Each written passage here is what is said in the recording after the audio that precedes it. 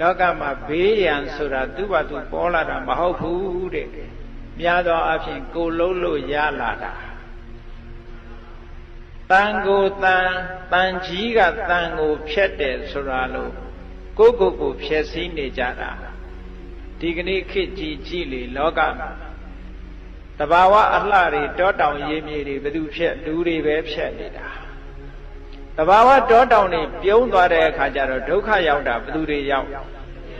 လူတွေပဲရောက်တာလူတွေကကိုယ်သေးတွင်ကိုဒူးနေတာကြီးအမတန်ဆန်းကျဲတဲ့အမတန်ပြင်းထန်တဲ့လက်နဲ့ကြီးတွေဘယ်သူတီးထွင်တာလူတွေကတီးထွင်ပြီးတော့လူတွေပဲဒုက္ခရောက်အောင်မှာဟုတ်ကဲ့ကိုဖြည့်ဆည်းပြီးတော့နေကြတာကိုပြန်စဉ်းစားကြည့်ထို့တူပဲဘေးတွေရန်နေပေါ်နေအောင်ဘယ်သူကလို့ကိုလုံးနေကြတာဒါကြောင့်ဘုရားမြတ်စွာဘုရားတခင်ကိုရောမြတ်ကဂဟပတိအနာတပိန်တထေပါဏာတိပါတိသူသက်ကိုတပ်ဖြတ်ညှင်းဆဲလိရှိတဲ့ပုဂ္ဂိုလ်ဟာသူတစ်ပါးသက်ရဲဆက်ဆက်တတ်တယ်သူများသက်မရှောင်ဘူးမိမိကိုတတ်တယ်ဆိုတဲ့နေရာမှာကိုကျိုးရှေ့တန်းတင်လွန်အားကြီးလို့သူများကိုတတ်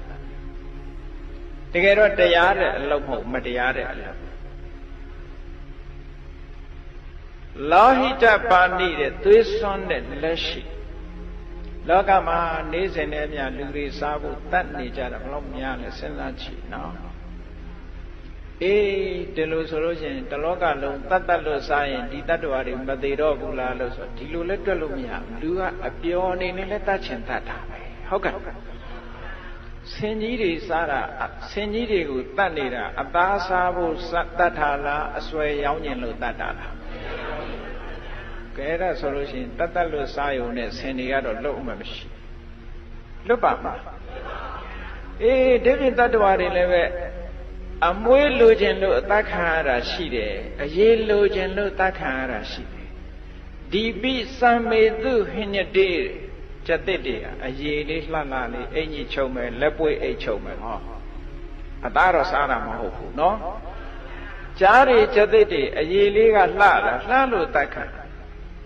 ကုံစရောဒန္တေတုဟိညတေတဲ့ဆင်းနေတတ်ခံရတာစားတာမဟုတ်ဘူးအစွဲလိုခြင်းလို့တတ်တာအဲ့တော့လူတွေကတခုခုတော့တတ်နေကြအောင်မှာပဲအေးဒါကြောင့်မို့လို့လူတွေကိုအပါဏာတိပါတိသူရဲ့တက်ကိုတပ်ဖြတ်လိရှိတဲ့ပုဂ္ဂိုလ်သည်ပါဏာတိပါဒပိစယသူရဲ့အသက်ကိုတပ်ဖြတ်ကျွလွန်မှုဆိုတဲ့ပါဏာတိပါဒအကု